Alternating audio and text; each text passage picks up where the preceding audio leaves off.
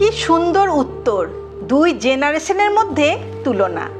একজন যুবক তার বাবাকে জিজ্ঞাসা করছিল, আপনারা আগে কিভাবে থাকতেন?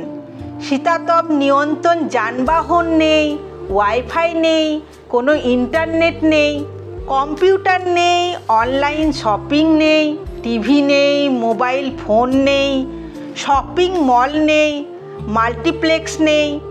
তার বাবা উত্তর দিলেন, ঠিক যেমন তোমাদের প্রজন্ম আজকের সাথে জীবনযাপন করে।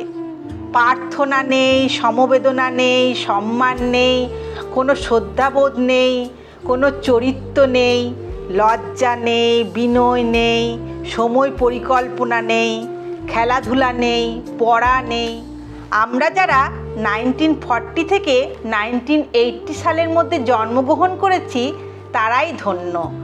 আমাদের জীবন একটি জীবন্ত প্রমাণ। স্কুলের পর সন্ধ্যা পর্যন্ত খেলতাম। আমরা কখনো টিভি দেখিনি। আমরা প্রকৃত বন্ধুদের সাথে খেলতাম, ইন্টারনেট বন্ধুদের সাথে নয়। আমরা যদি কখনো তৃষ্ণার্ত অনুভব করি, আমরা বোতলের জল নয়, কলের জল পান করি। আমরা কখনোই অসুস্থ হইনি, যদিও আমরা 4 বন্ধুর সাথে একই গ্লাস জুস শেয়ার করতাম। আমাদের কখনোই ওজন বাড়েনি, যদিও আমরা প্রতিদিন প্রচুর ভাত খেতাম।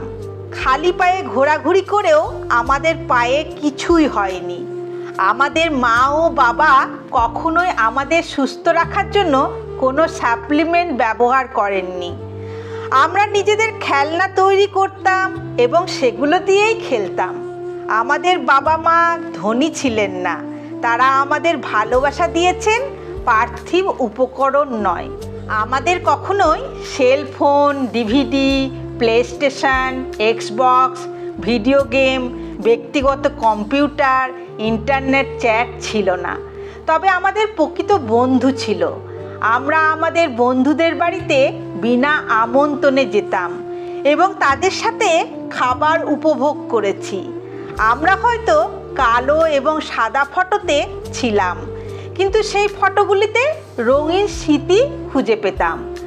আমরা একটি অনন্য এবং সবচেয়ে বোধগম্য প্রজন্ম, কারণ আমরা শেষ প্রজন্ম যারা তাদের পিতামাতার কথা শুনেছি, আর প্রথম প্রজন্ম যারা তাদের সন্তানদের কথা শুনতে হচ্ছে।